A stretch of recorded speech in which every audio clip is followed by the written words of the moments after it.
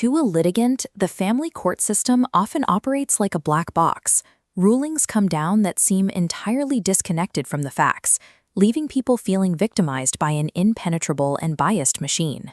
The natural response is to file complaints alleging corruption, but oversight boards are overwhelmed, and they reliably dismiss claims built on feelings, labels, or isolated bad days in court.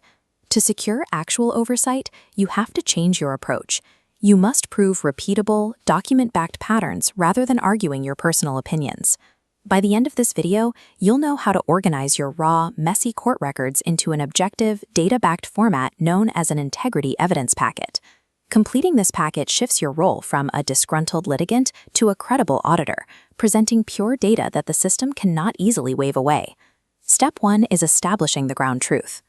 We start by constructing a rigid chronological timeline of every single event in your case. This timeline requires 6 precise columns for each entry: the date, the filing, the hearing, the resulting order, its effect, and the source. There is one absolute rule for this framework. If an event cannot be cited with a specific document, like a docket entry or a transcript page, it cannot be included.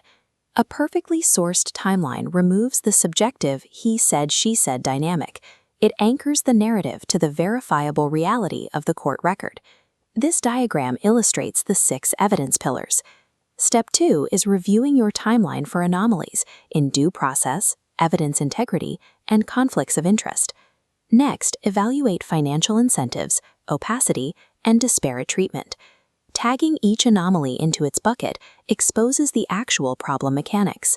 By sorting these events into clear categories, you expose the underlying court breakdown. You stop arguing bad outcomes and start demonstrating systemic failures. This is a mock-up of the integrity evidence table. Step 3 is building this spreadsheet, which serves as the core deliverable of your final packet. You start by drafting a strictly neutral claim, a single sentence describing the issue, and you tie it directly to your exact source citation. Then you define the procedural deviation.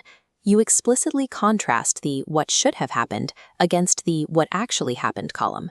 The most critical step is preemptively logging a fair, innocent explanation alongside who benefited. Acknowledging the other side's likely excuse neutralizes the court's ability to dismiss the issue as a simple mistake. This table mathematically demonstrates the strength of a pattern.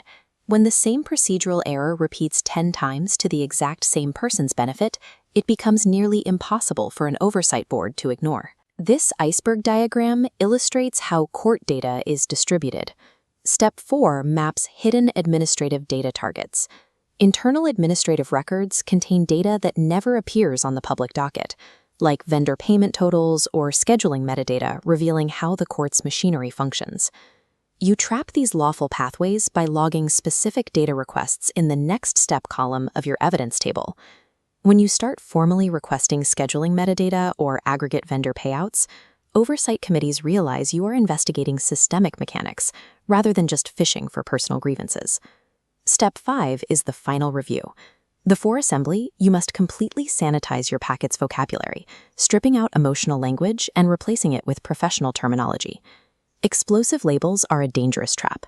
Using words like bribed or corrupt instantly destroys your credibility with neutral reviewers, regardless of how strong your evidence is. Methodically scrub your table. Remove every emotional descriptor and let objective, process-oriented terminology carry the weight of the facts. Finally, you assemble the packet. Bundle a clean one-page case summary, your completed evidence table, and copies of every cited exhibit into a single cohesive file. A sanitized, professionally assembled packet forces the reviewing authority to engage directly with the data. They have to run the numbers because they can no longer dismiss you based on tone. Mapping every anomaly to a pillar and anchoring claims to a source citation replaces the chaos of the original record with a structured, auditable file.